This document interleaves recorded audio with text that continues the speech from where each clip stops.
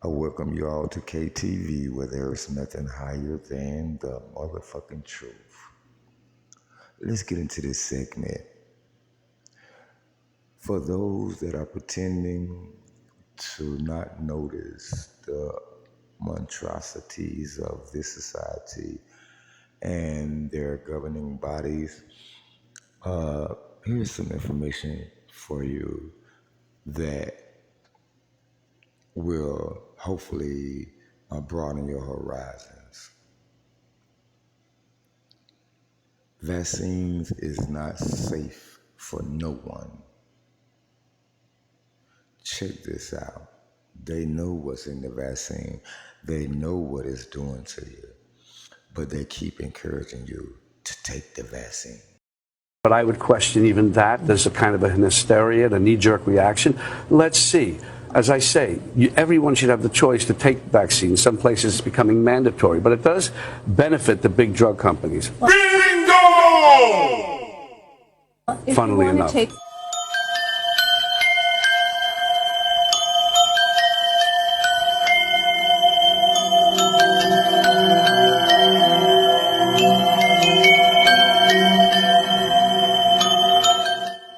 By November the 9th, 2001, nearly 13 years ago, senior CDC scientists knew that younger age of exposure to MMR was associated with an increased risk of autism.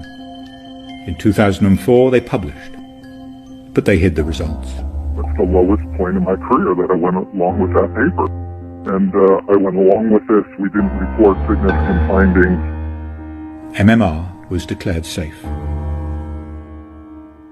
The IOM has evaluated this issue back in 2004 and again most recently in 2011. And, you know, their conclusion, again, it was not just looking at the work that was done at CDC, but with a total body of evidence, was suggesting that vaccines and their components did not increase the risk for autism. What Dr. Colleen Boyle, a co-author of that blighted paper, did not tell Congress is that she and her colleagues had deliberately concealed the autism vaccine link from the Institute of Medicine and the public. Ironically, they even received an award from the Secretary of Health and Human Services for this work. So troubling was the fraud that one of the CDC researchers broke ranks.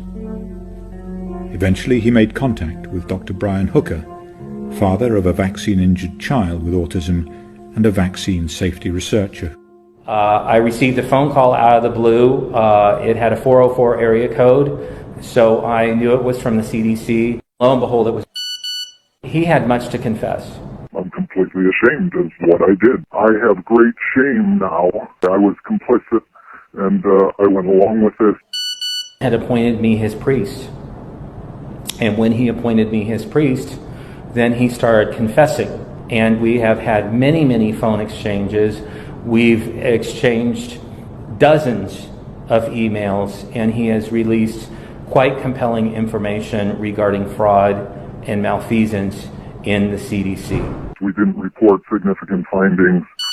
Sent Hooker information that was never intended for public scrutiny.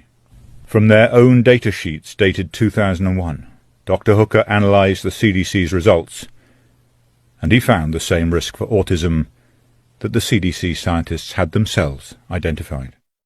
It's all there. It's all there. He confronted.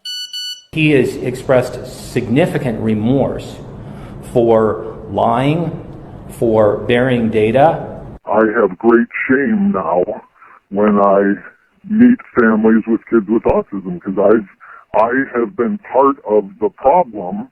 This week, August the 10th, 2014, Dr. Hooker published the real findings.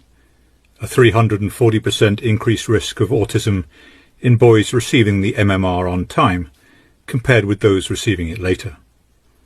13 years and tens of thousands of children later. But as I've said, Dr. Montgomery and I were only partly right. The risk of autism from early MMR vaccination was seen in black children, black boys. Those boys, for some reason, are at very high risk.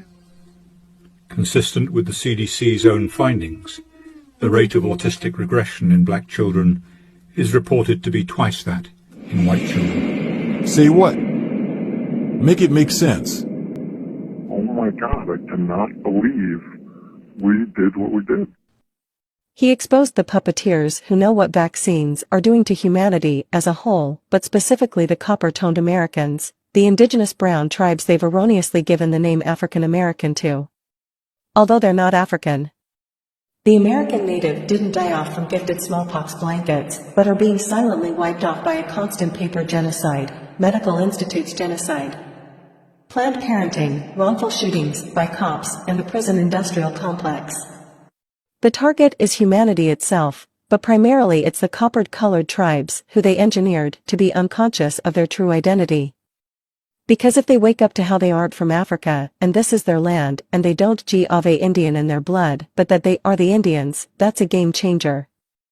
All the fake imposter Indians who are receiving funds that doesn't belong to them will be overthrown, and the power paradigm erected during colonization. We practically owe everything to those indigenous people who the paper government has encouraged all other races to mistreat and scorn and consider less human than other races. Fact is, all races is less human than the Aborigines, who they misnomer as African Americans. This is Uncensored Facts. This is Tom Search, reporting live. Have a great evening. And CDC, fuck you.